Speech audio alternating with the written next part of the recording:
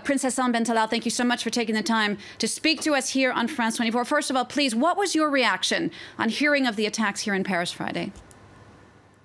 Completely gutted, traumatized, livid at what has happened, because I spent decades working on the importance of conversations between followers of faiths and of no faith, Jews, Christians, Muslims. As moderator of the World Conference for Religions and Peace, I've worked with 9 faith groups from Sierra Leone to East Timor. And I cannot believe that the edifice of goodwill that has been built can be destroyed by acts of violence. I never believed it and won't believe it.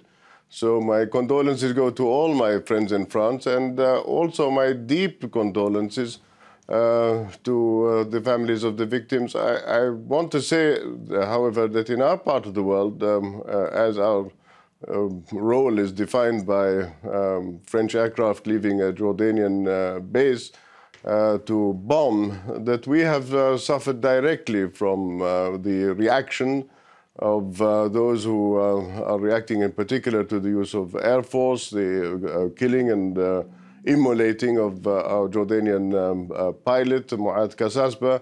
But the sadness is that the word in the street in our region is that why are we participating in a foreign war? Now, this is not a foreign war, it is, or an American war.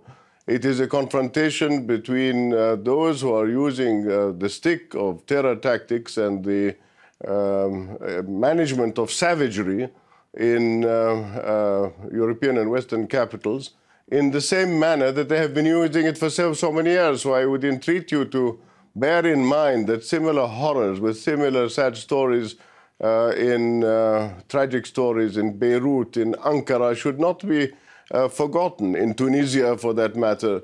I think the whole Mediterranean, whether the south, the east or the west, is boiling, and the time for a stabilization of the region, let's hope the conversation between Presidents Obama and Putin might contribute to that stabilization, but we simply cannot allow those countries who are funding this terror to continue to get away with it. Prince Hassan, the King of Jordan, in a speech this Sunday said the Muslims had to take the lead role in that fight. Is this a way of saying that they haven't been doing so until now, and that they need to really beef up their war, if you will, against Daesh?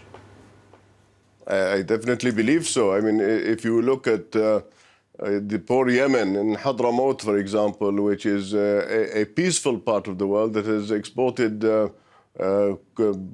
commerce to Indonesia and the Far East for centuries, you now have Daesh and Qaeda. Look at what's happening in Libya, look at what is happening in Iraq, in Syria. The vacuum left by war has been one whereby the Muslims have almost announced that their role is to recognize the importance of NATO interventions. Well, all of the NATO interventions, if they are not in partnership with Muslims stating clearly that they want to stabilize the region, that they want to stand up against the exploiters, I think is very clear. But at the same time, the financing of Daesh, a country the size of the UK is what they control today in northern Iraq and parts of Syria, is not only, as Robert Fisk has put it, by stealing money from vaults or drug trafficking or managing oil. So if certain Gulf countries are not financing them, and who is financing them? That's the question I want to know. Do you think that certain Gulf countries need to be clearer on their stance vis-à-vis Daesh and maybe stop financing them, or allowing Daesh to be financed by looking the other way? I think exactly that if this financing exists, it has to stop.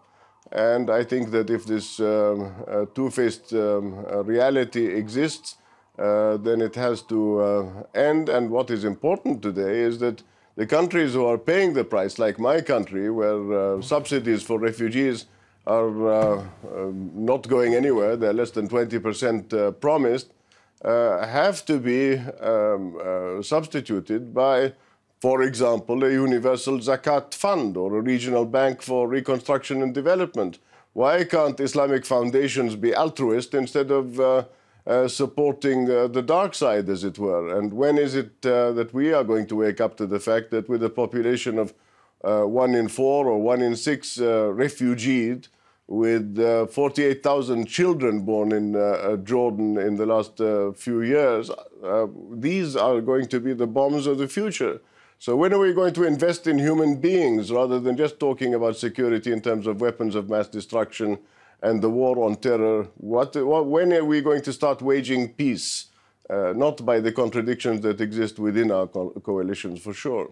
Prince Hassan, tell us more specifically about the situation of refugees in Jordan. Jordan, one of the countries that welcomes the most Syrian refugees. How many are in the country now, and is Jordan equipped to handle and to help them all? Well, we're talking of 1.5 million or 1.75 million, 600,000 à peu près in camps. But are we equipped? This is described as a temporary crisis, like all refugee crises. But how temporary is temporary? If the average life expectancy of a refugee is going to be 20 years, I think that a stabilization plan needs to be engaged by those same G20 countries for the Levant region. And if the Levant region is stabilized, including Turkey and obviously Israel in terms of stabilization in the context of peace, if this can be brought about, that would be the dream. 1918 to 2018, the new Versailles. Would the new Versailles be possible? Can we discuss the stabilization of the region, or is it going to be business as usual? More war causing more refugee situations and the irresponsibility of the moment, which is absolutely teetering on an explosion of unforeseen consequence. Prince Hassan, last question. We hear lots of Western leaders, especially in France in the last days, saying, you know, we're going to wage war against Daesh. But do you think Daesh is actually winning that war?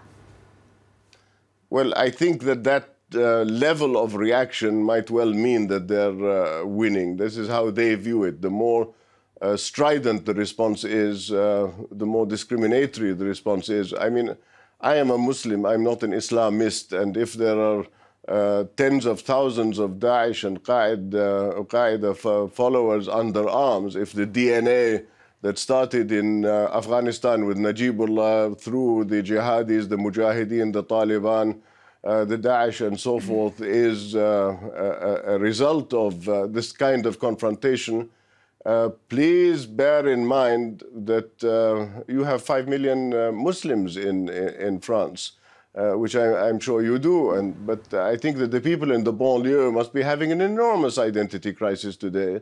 And I don't think that one can say that 1.5 billion Muslims in the world are by any means in the DNA of the administration of savagery that we see today. I think that the savagery has a point, and the point is to create a totally disproportionate reaction.